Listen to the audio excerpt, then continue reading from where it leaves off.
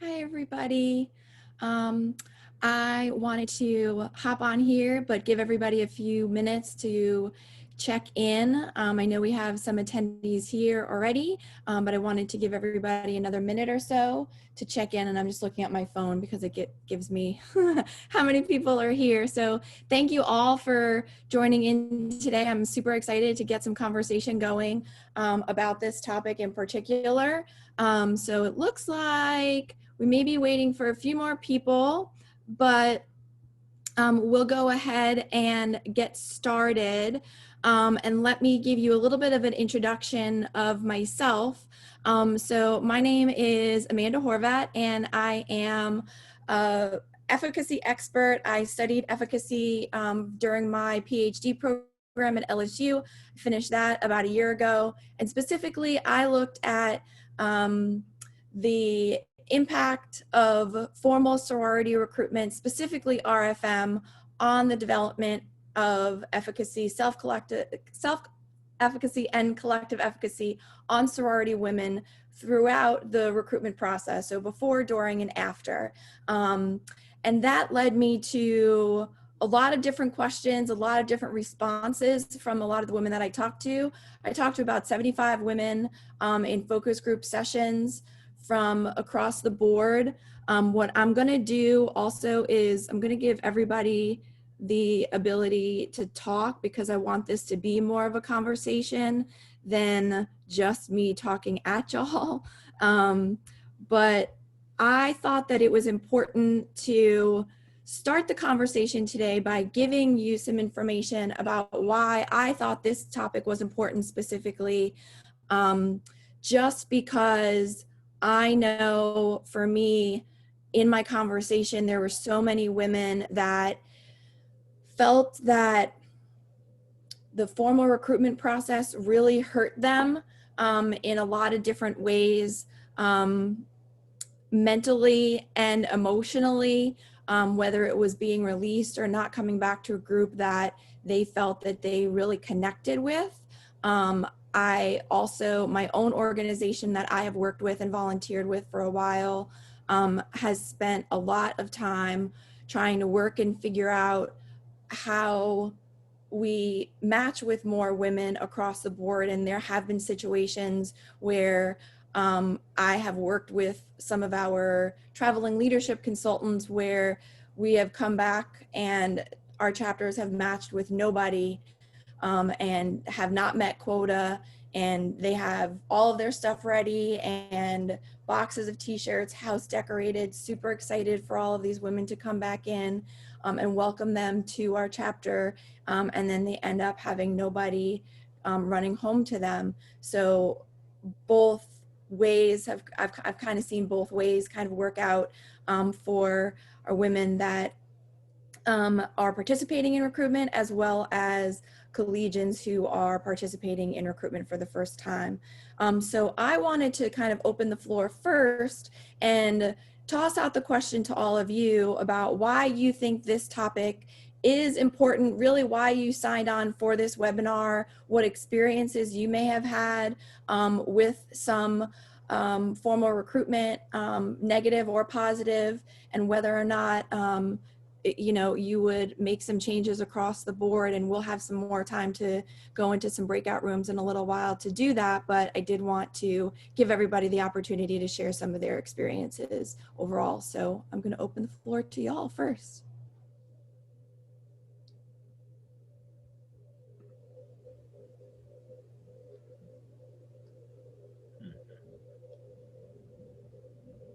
Well, I'll talk then. My name is Kari White. I work at the University of North Texas. I've had good and bad experiences, of course. Like I'm a member of the National Panhellenic Council.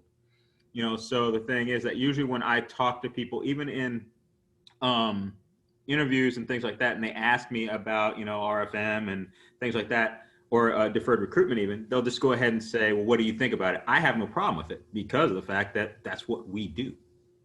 You know, I mean, like, so I can see the pluses and minuses in it.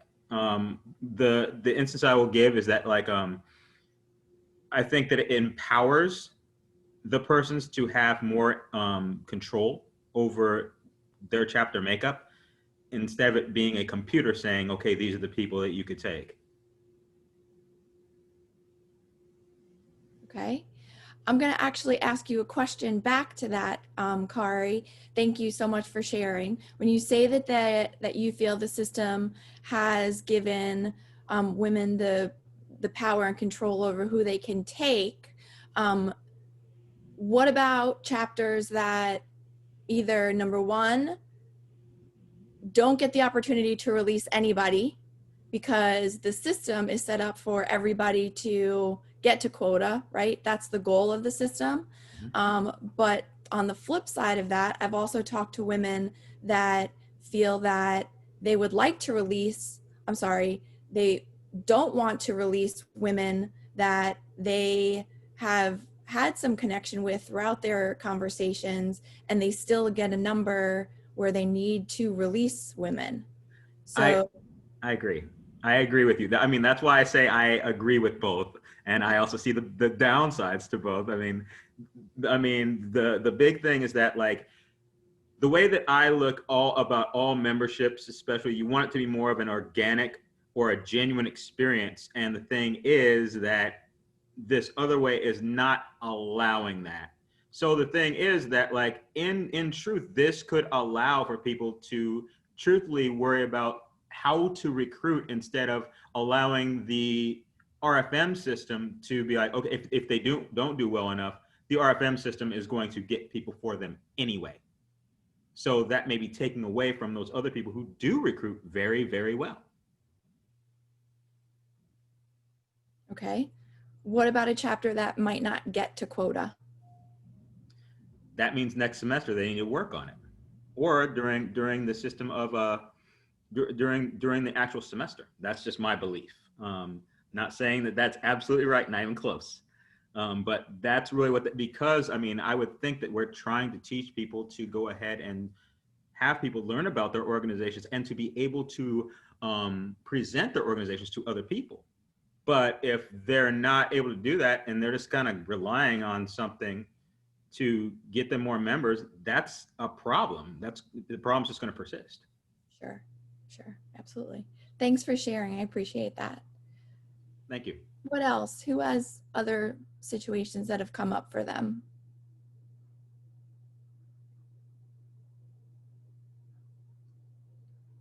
Or why did you decide that you thought that this would be a good webinar to sign on to?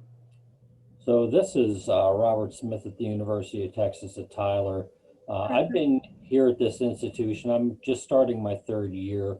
And my first year, there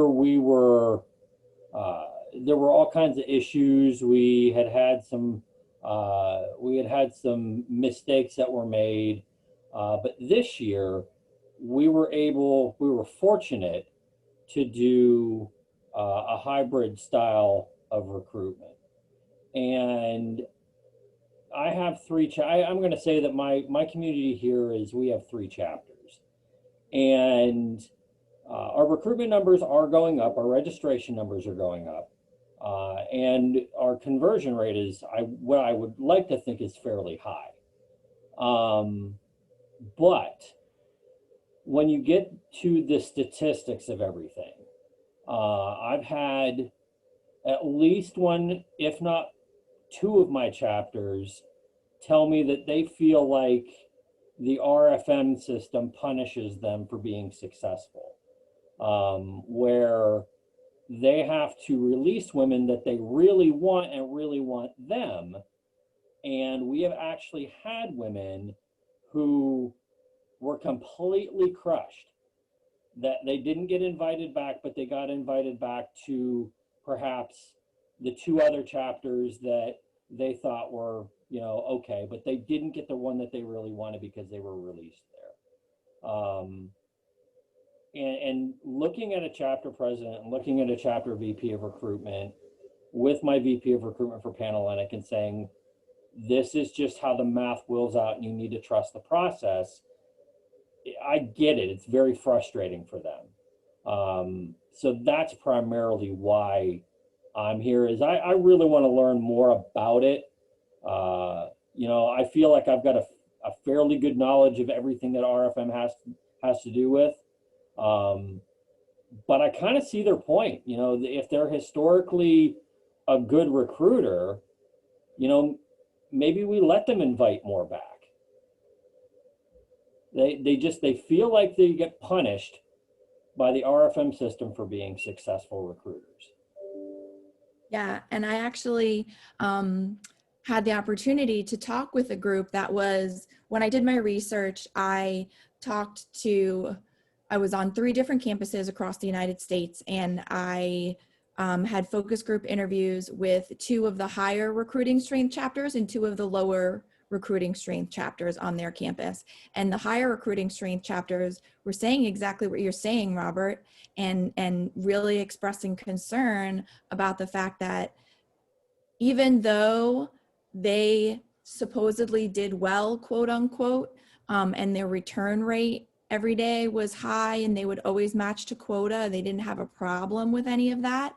They felt like there were times when they had to release women that they really would have preferred to hold on to because they had some kind of relationship with them, or they,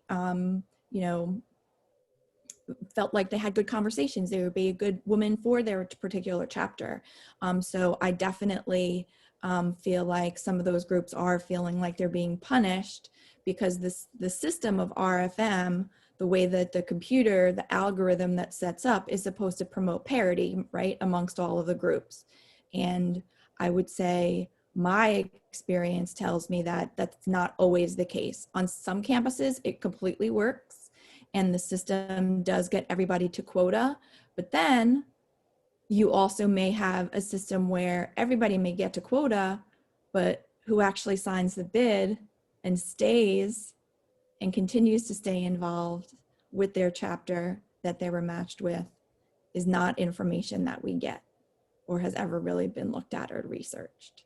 So see, we're actually looking at that here at UT Tyler. We're going into all of our sororities' historical growth profile and trying to figure out, how many women have gone through and, when did they come into the system? When did they exit the system? Did they graduate? Did they drop? Were they expelled? All those types of things. So one of the, we have a really good conversion rate from, P&M to new member, but now we're looking at the retention part of that. Yeah, I love that. They stay from year 1 to year 4. Yeah, I think that needs to be looked at a little bit more. And we do get great numbers from NPC every year, right? About how many women were offered invitations to membership. And that number always looks great. But how many of our campuses even really look to maintain demographic information, whether or not they're even looking at retention information throughout a 4 or 5 year period of time? So I definitely agree. So I think it's great that you are definitely looking at that for sure. It sounds like just from the chat also, Jessica has joined us and she's finishing her 2nd year in her position. She wanted to hear some more about how other institutions are working with RFM, both good and bad. She's working on a campus that's smaller. She's seen both the good and the bad of RFM, and she just wanted to hear from some other professionals. Kari also said, great point, Robert. And Jessica also agreed that she's had some conversations with chapters about feeling punished for doing well during RFM or during their recruitment process. So you're not alone, Robert, for sure. Thank you. Who else? Who else has had some interesting conversations with chapters, good or bad, on how their recruitment system has worked for them, worked well or not so well for them, depending on their recruiting strength?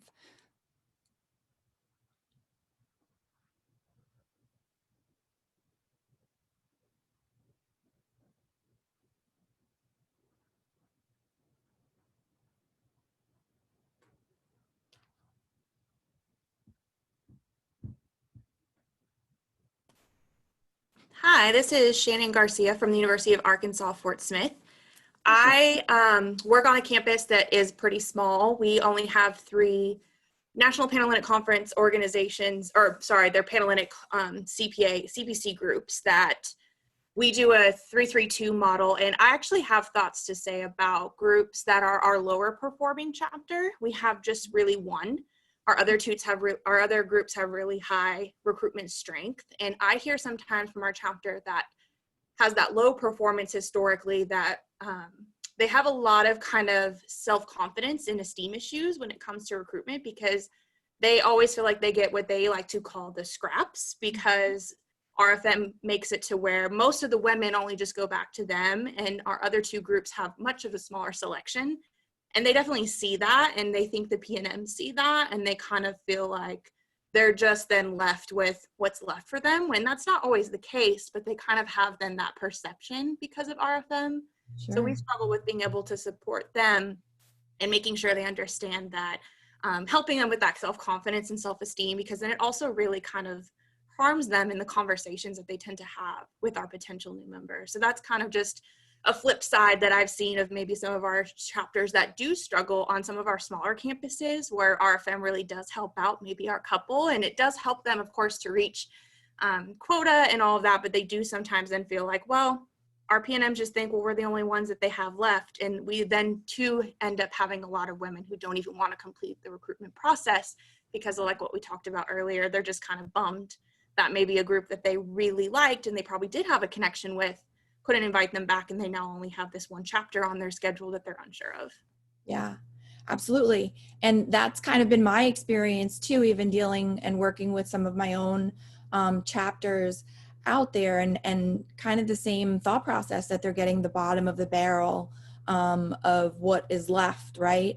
That's their words, not my words, because I believe that there's value in every woman that comes through recruitment. But I will say that based on the research and based on the conversations that I have had, I am a believer that I do not think that sorority life is for every woman out there that goes through a sorority recruitment process, because I believe that many women come into a process thinking that sorority life is going to be what the media portrays or what they see in movies and TV, and it takes work to be a sorority woman also. So I definitely have worked with chapters where they do believe that they are getting people that are the leftovers. I talked to chapters that I remember one woman in particular, and my interviews with chapters were like anywhere between 45 minutes to an hour originally, and I spent about 2 hours with this one chapter that was a lower recruiting strength chapter on a campus that they were such a great group of women, and I just wanted to like hug all of them, because like the things that they were saying and the work that they had put in was tremendous. Yet here they were in a situation where they continued to struggle with even matching to quota, and what that looked like for them and how that impacted their reputation on campus. Again, their words, not mine, but how much that negatively affected them. And that's what I really looked at when I was doing my research, and that confidence level and what that actually put out there for them specifically. And the confidence level is one thing, and being able to have conversations about their own experiences, right? The difference of what I looked at a little bit, I didn't flip it necessarily, but the confidence piece of it is defined as how somebody feels about themselves, right? And you know, I may look really good today, or our recruitment room looks great. We did a really good job. We prepared well. We know what we're doing, as opposed to the efficacy level where they know and believe that they are going to be able to get to a certain goal, which for them, based on the way the system is set up, is that quota number and getting to total overall on a particular campus. And that very much harmed a lot of women. And I had women say to me, recruitment chairmen share that because their chapter didn't make quota, that they were significantly depressed after the fact and spent 2 weeks, alone in their room, even didn't attend their own bid day because they were embarrassed by the fact that they had put all this work into everything and their chapter still did not match to quota and what that meant for them. And, they would stay in bed for 2 weeks and miss class and not be a part of anything having to do with the chapter because they just didn't feel like they were worth anything, that people kind of just joined their group because that was the bid that they were offered. That was the invitation of membership that they were offered, not because they really wanted to be there. So I know that a lot of people definitely struggled with that also throughout my conversations. Jordan offered, saying, I think another thing I see is that RFM pigeonholes chapters. They never feel like improvement, quote unquote, in recruitment is possible. So yes, I would agree with that also, because they are always looking for that number, right? It's like they can't catch a break in trying to get to a particular number. What else? What do some other people have to say about where they're at with their communities, what they've seen?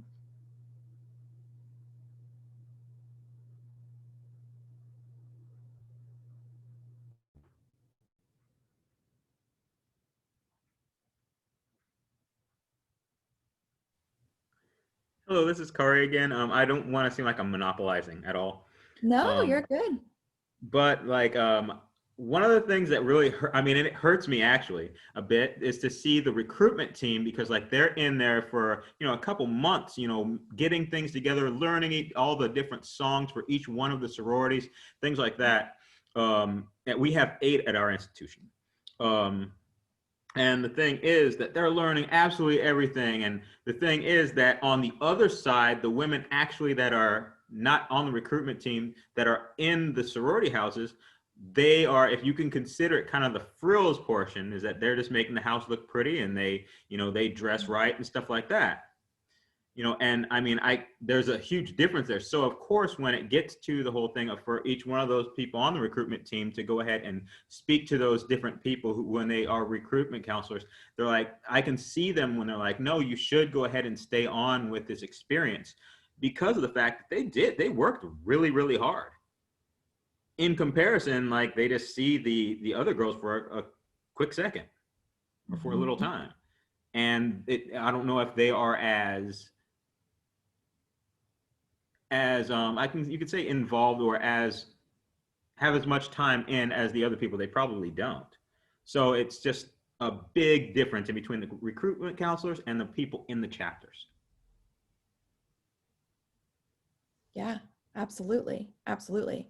And it was interesting for me too, even one of the first things I asked women was, how did they feel that they were prepared for going into working through the recruitment process as a collegian for the first time? And many of them said that they felt that they spent a lot of time being prepared and practicing, and all the snapping and the clapping and the conversation-based questions that they could ask, and how to make those conversations more organic overall. And they still felt like they were not prepared. They still felt like they were super awkward in their conversations. They still felt like they did not have the tools necessary to think of the next question. It was almost like they were explaining to me that they were trying to listen to what a potential new member was telling them, but in the back of their mind, they were still thinking about, okay, this is what I'm going to be saying next, instead of really concentrating on what a PNM was explaining to them about what they were looking for in their experience, or what they were looking or hoping to get out of a sorority experience. So yes, I definitely agree that even with the training that goes along with that, it's not just the recruitment team, it's everybody in the chapter. And Robert wrote, is there anyone out there that feels like there are chapters out there that actually like to be smaller and more intimate and more selective, but the math forces parity? It's a pretty interesting question, Robert. Thank you. I know that I have come into contact with that. And for some of the, I mean, I can speak from my own organization's perspective. That's an interesting question for us right now, because for an NPC group, sometimes it comes down strictly to finances. And what we have found is that there is some discussion happening now amongst our headquarters staff that we should be finding chapters that do not work to get to total or match to quota, because the math doesn't work out, and whether or not that chapter will continue to remain sustainable for the future is an interesting conversation. So yeah, anybody else have that kind of conversation going on their campuses where the math forces parity, but chapters are looking to be smaller overall?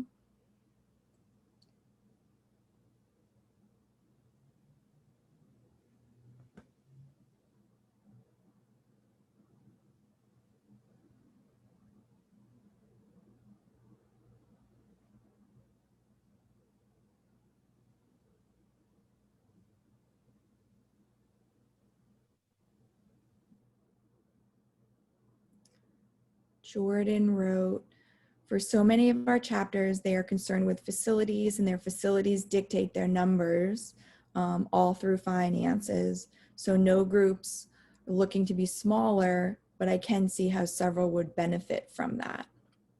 So that is definitely the truth as well. And based on the facilities that are offered to them, where they're hosting their recruitment events, definitely can dictate numbers overall. So that's a pretty interesting thought process as well. So moving along, I guess, let's talk a little bit about, yes, we have this informal process that a sorority chapter can look to even after a formal recruitment process happens and a COR process may occur.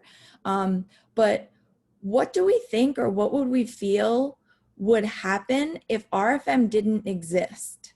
So in 2003, RFM was introduced to 10 campuses in particular, and the main goal was to promote parity amongst all of the groups. And sometimes that has worked and sometimes it has not. But now we are finding more and more that we are at a place where we have these monster-sized chapters at larger institutions, for sure, where they're up to 300 or 400 women in a chapter. And are they really getting the type of sorority experience that was originally intended for our groups to be founded upon, and what they were looking for? Again, I'll go first and speak for my own group, but we were not founded for that. And we are a smaller NPC group, and I am totally okay with that. I do not feel that there is a benefit of having 300 or 400 women in a chapter. And whether or not they enjoy that experience or are getting something out of their experience, I don't really know. But what are some other thoughts that are out there about what would happen if RFM just kind of went away? What would that look like for us? And how would we handle that? Would it look like any differently, or would it just be an open COB or COR type of process for our chapters to participate in?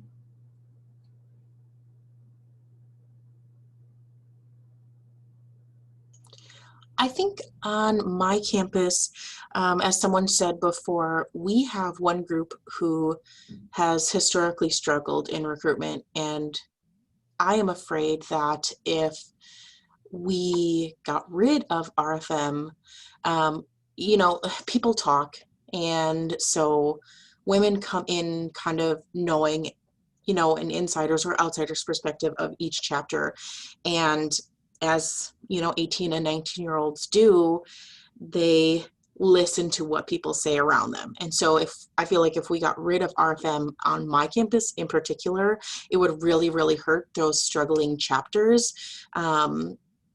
So I just really, that gives me a lot of anxiety to think about that, because I do feel that RFM allows us to really stress to P&Ms to keep an open mind and allow them to get to know every single chapter, because for the stronger recruiting chapters, they're not going to be an option necessarily for everyone else. And if we didn't have RFM, I really feel like that would just kill off our struggling chapter. Now, does that chapter automatically make quota or get to quota during their formalized process? They have been improving. So when I first got here, this is my fourth formal recruitment here, and my first year here, I think they were maybe 7 or 8 under quota. Last year they met quota. This year they were 1 under quota. So, I mean, I can definitely see an improvement, but unfortunately those, stereotypes, perceptions don't go away.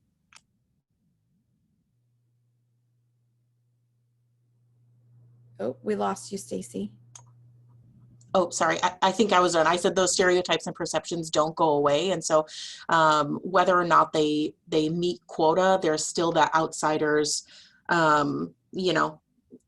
people talk, like I said, and they're still going to have those negative perceptions about this chapter, whatever they may be. For sure. Thank you.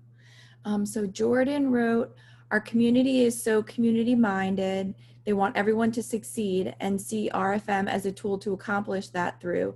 I think they would be most concerned that chapters would struggle and fade away, and they don't want that. I also have plenty of advisors who were here before RFM, and they think RFM is a lot better than it used to be. So that's interesting also, because I think that there have been definite improvements in RFM and how we navigate through RFM in general. But I think that that's interesting that the advisors are thinking more on the RFM level and that it has been improved also. So that's a great point. Thanks, Jordan. I appreciate that. What else? How are people feeling about what would happen if RFM did go away and what that would look like? Do we do things differently? Do we just make sure that our chapters are CORing or COBing throughout the academic year? Is there a different way to teach them to recruit? What types of conversations are we asking them to have with women? Is it an all year, 365, all the time type of recruitment? What are some other thoughts?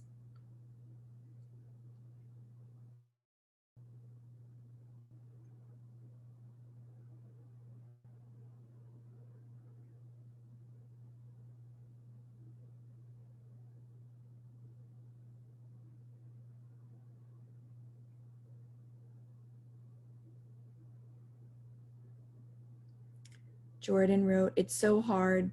Chapters that struggle stigma-wise in RFM primary recruitment model also struggle in COR for similar reasons. That is definitely fair. But why do we think that that is? Is it just because of the stereotypes around those particular groups? Or is it something different, or how that chapter is presenting themselves? Or are we doing, I don't want to say a good enough job, but I will say a good enough job in helping those chapters learn how to recruit or being more confident in themselves as they continue to COR, if that question makes sense.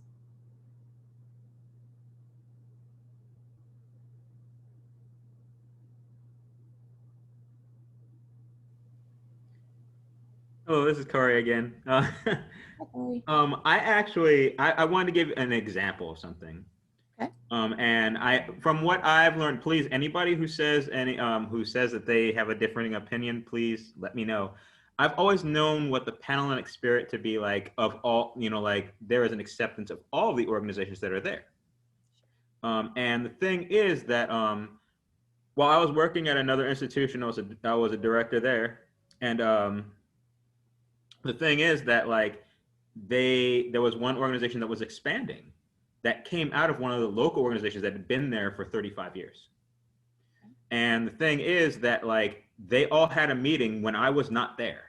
All the panel representatives and things like that, they had a meeting when I wasn't there. And I came in the room and they said, well, guess what? This semester, we are not going to recruit for anybody. We're going to recruit for them.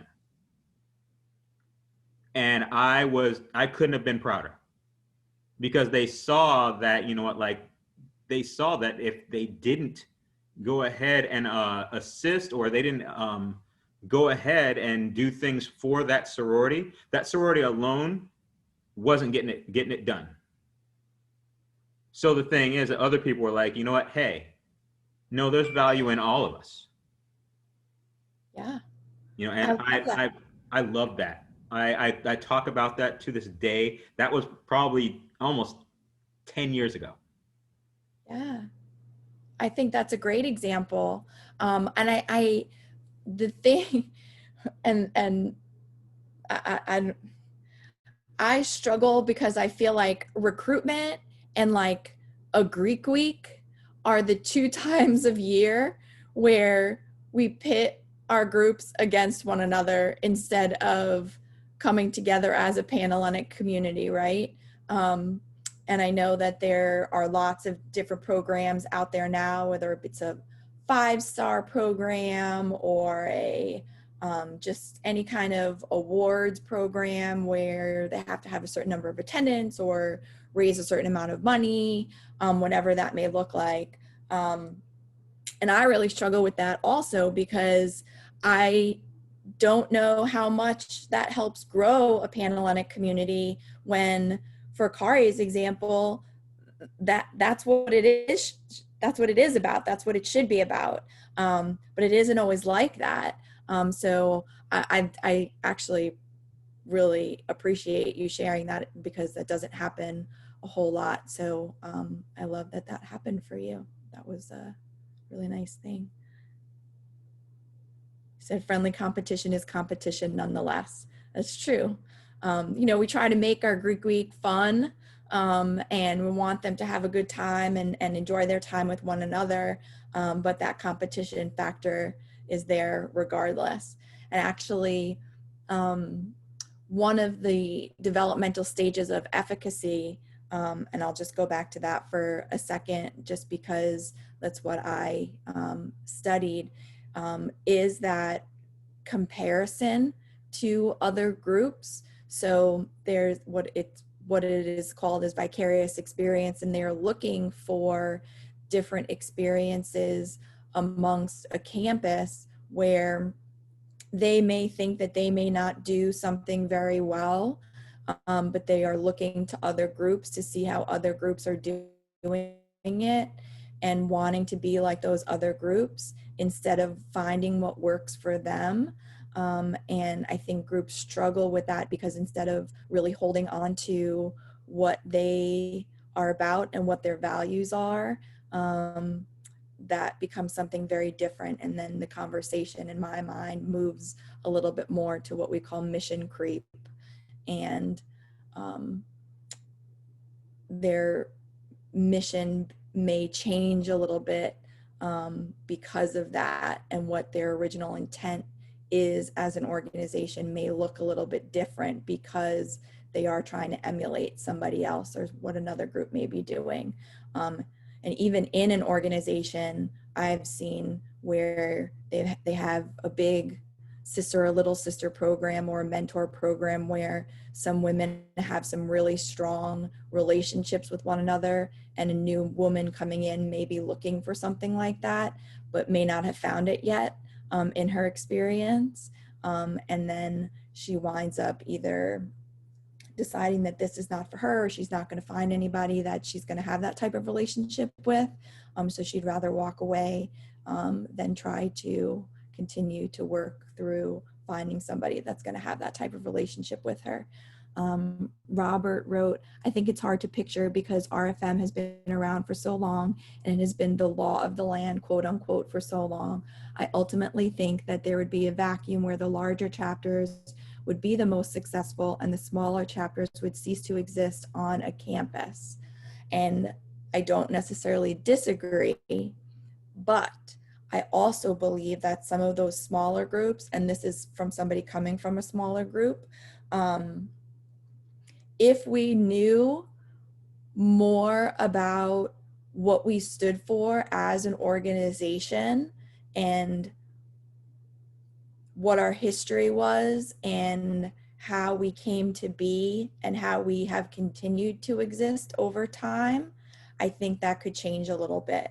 But as somebody who has worked with a smaller national organization and tried to teach our history and get our women to understand that a little bit more, that definitely presents a challenge. So I do agree with what you have to say, Robert. Maya wrote, but what is the source of that stigma for the disproportionately small size? The benefit of a formalized recruitment process, structure, or visits to multiple groups versus the benefit of RFM and algorithm for parity. The language looks and sounds and reads like outsiders, but it also speaks to the diversity of chapters. There are plenty of reasons why many NPC groups chapters look fairly homogenous, and RFM adds to that also. That is very true, especially in our world today. I think there's been so much conversation about the type of women that groups are looking for. And I think that we can definitely be doing a much better job in even coming together with some of our NPHC groups and our Divine Nine groups to really formulate a stronger Greek fraternity sorority community in general. I think that stigma will continue to be there, but we have our work to do. We definitely have our work cut out for us. In looking for more and more men and women to be joining our groups that are the more traditional fraternities and sororities that are out there.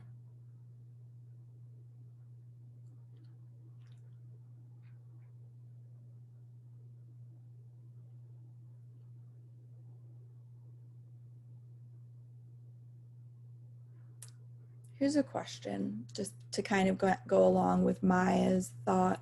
NPC has this RFM process and has our recruitment process, but other groups, and especially our NPHC friends that are out there, have a very different intake process.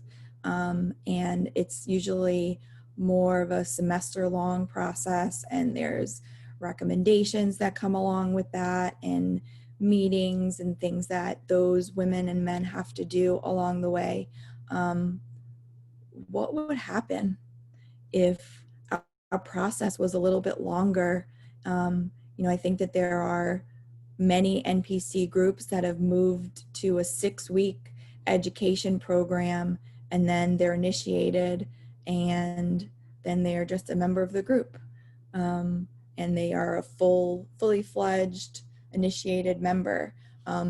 What would it look like if we spent a little bit more time with some of our NPHC friends and developed some different recruitment methods and structures that I don't want to say copied or emulated some of the things that they already have in place, but what would it look like, or how may we utilize some of the things that they already have in place that clearly work for them?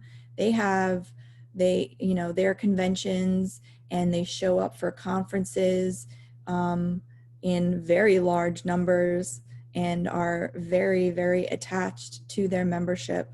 What would that look like for us if we looked at things a little bit differently and maybe emulated some of those things rather than just going with this week-long recruitment process for NPC groups and this 6-week education program? Any thoughts on that? Absolutely. You that's actually where I'm at big time. I truthfully do not. Let me just go ahead and tell you this first. I'm a member of Alpha Phi Alpha Fraternity Incorporated. I've been a member for the past 15 years. I've not been inactive yet so far. And the thing is that I would think that one of the big things is that, like, for me, as a person who wanted to be part of that part of my organization, is that I wasn't allowed to wear anything that showed from my organization, period. But the difference is, or something different. I mean, like, of course, there's probably people in CPC organizations that are on this call. The thing is that you can wear that stuff pretty much right off the rip.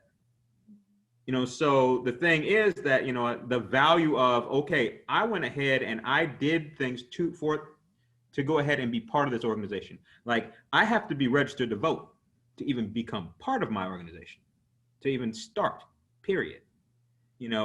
So the thing is that, like, it's just that there are a lot of different things. I'm far from saying that there are great things that happen with CPC organizations. But I mean, it's just the fact that, like, people see it more as a club and not as the sorority fraternal organization that it truthfully is. Interesting. Thank you.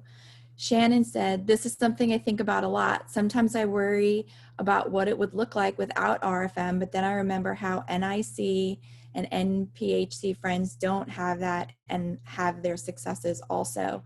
Agreed, Shannon.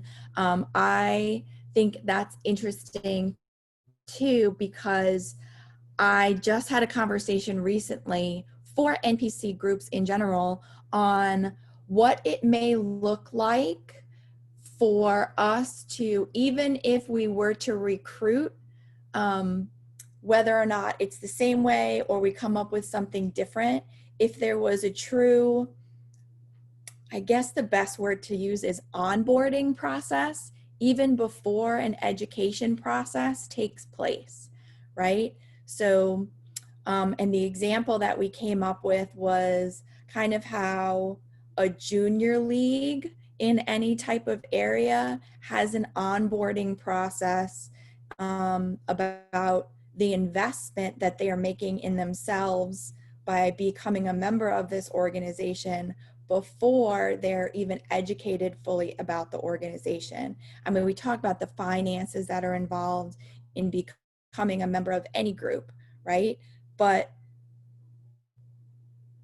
when we think about that financial aspect as more of an investment in themselves and what they may gain from being a member of this organization, and what they can be educated with and equipped with once they're becoming a member and throughout their time, as their collegiate time, as well as their alumni years after they cross that graduation stage, what they are actually going to have, and have a knowledge base of that they are going to be able to share with a future employer and talk about and what they have gained from their experience.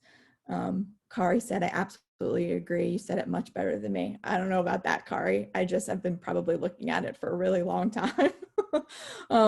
So I like to think of it as more of an onboarding process, I think, than just strictly going into a 6-week education program, because really 6 weeks with classes and everything else going on in a fraternity or sorority life program is not a whole lot of time for somebody to really become connected with an organization as a whole, let alone the other members of that particular organization, especially for some of our monster chapters that we have out there. Stacy wrote, I'm not opposed to a longer quote unquote get to know you process, but in terms of reference letters, I think requiring those would further add to the exclusion of people of color. Interesting.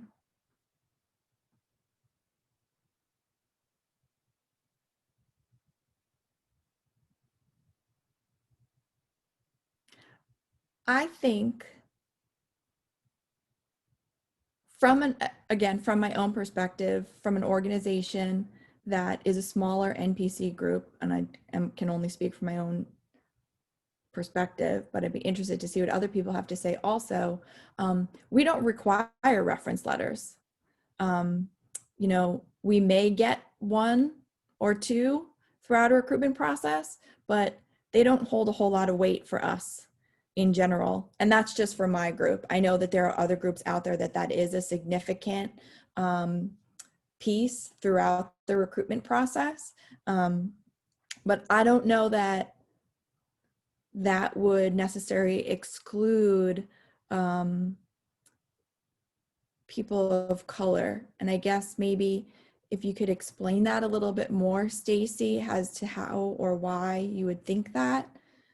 Robert said, I agree. I have always wondered if having to have recommendation letters has turned great women away from a particular organization that they do not know someone from. Yes, actually, Robert is kind of saying exactly what I was talking about. I know that Kari had said in his process, you know, part of the process for Alpha Phi Alpha is to have a reference letter, a recommendation letter, whatever it's called in his organization. Mm-hmm. And I worry that if a woman of color doesn't know someone in a Panhellenic organization, are we excluding her because she doesn't have that reference letter? Now, on my campus, we also don't really take into consideration reference letters. We're pretty small. But on the larger campuses where reference letters hold a little bit more weight, I think having that, you know, kind of in that longer process that Kari was talking about, I think that's something that does concern me, because I don't want to discount a woman because she does not have that reference letter. Sure. Yeah, that absolutely makes sense. Thank you for clarifying that. And Kari said UNT does not require reference letters. But I will say what's interesting, I agree with you. Now that it's been explained a little bit further, I thank you for that. But I wonder too, if now that more NPC groups are looking and have changed their legacy policies, if reference letters are going to be one of the next thing that changes for them. And I think it's great that legacy policies are going away because of what has happened historically. So I wonder if reference letters will be the next topic of conversation that comes up. It's an interesting perspective that I had not considered before, but yeah, I would advocate for that. I also think that I have seen plenty of times on Facebook or social media where people literally just put out there, hey, my neighbor's friend or my neighbor's daughter is looking to join a group at, I'm just going to use LSU as an example because I live in Louisiana, and she needs a reference letter for Pi Phi, Alpha Phi, and Tri Delta. Can anybody help me out? They may not know her, but just because they know the neighbor, they put a reference letter together. I don't agree that that's the best way to do it either. And I think that negates the point of a recommendation letter in the first place. And I would hate for people to be turned away because of that, because I do believe in both cases, whether it is a woman of color or not, that because they don't have a reference letter, they're turned away from a group. So I 100% agree saying that that would exclude anybody, and I don't think that's okay in general. But I have seen that happen, unfortunately. So that I wonder, that would probably make a really great topic of conversation at an AFA for a roundtable, for sure. So I know we have a few minutes left to chat, but does anybody else have questions that they would want to throw out there for the group, or things that they've seen that they're curious about to get some more opinions on as well? I want to give other people the opportunity.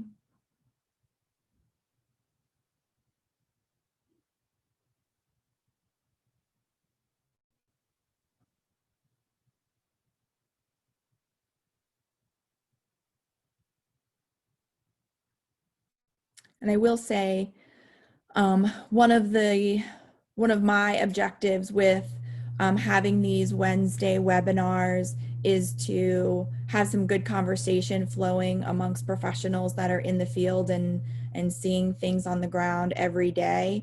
And one of the things that I know that I promised myself that I would do once I did finish my degree, thank God, would be that I would continue to kind of get information out there on the efficacy level in general.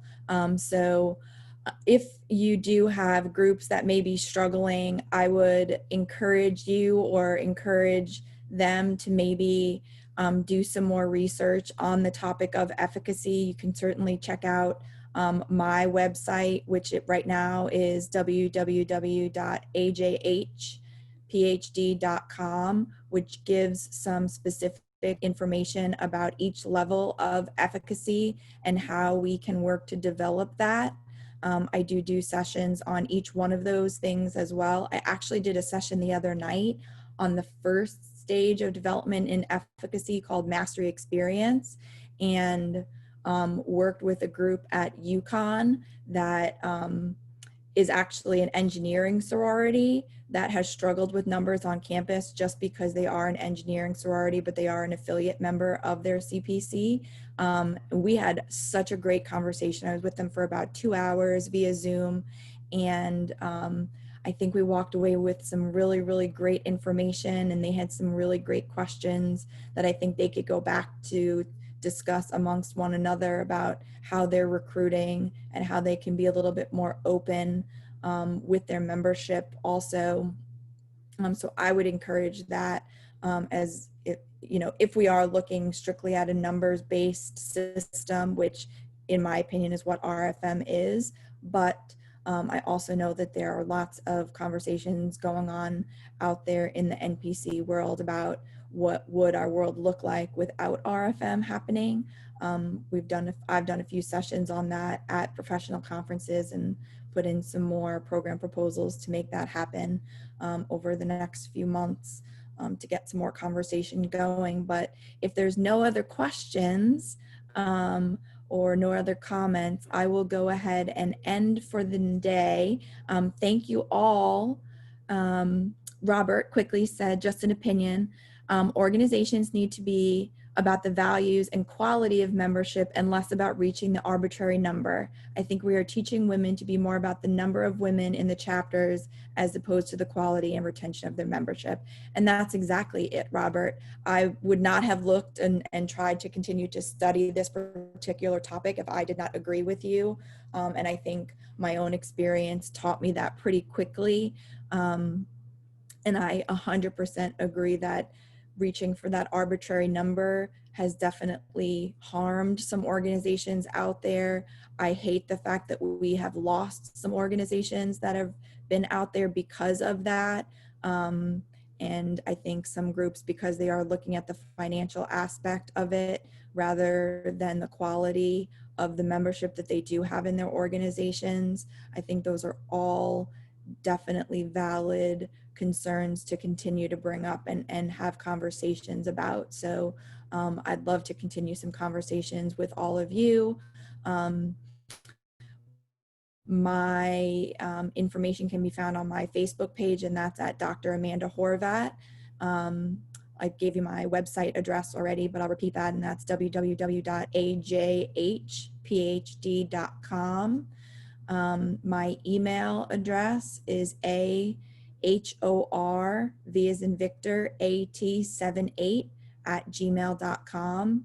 And my cell phone number, which I carry around with me all the time, is area code 516-361-2816. If anybody has any questions or wants to continue a conversation, please feel free to outreach to me, or if you have groups that are struggling and would like some assistance, I am more than happy to work with groups on any of those things. Thank you so much for all of your thoughts and opinions and sharing across the board. I would not be able to be successful in doing these webinars without all of you. So thank you, and I hope you have a great rest of your week. Thanks, everybody. Stay safe out there.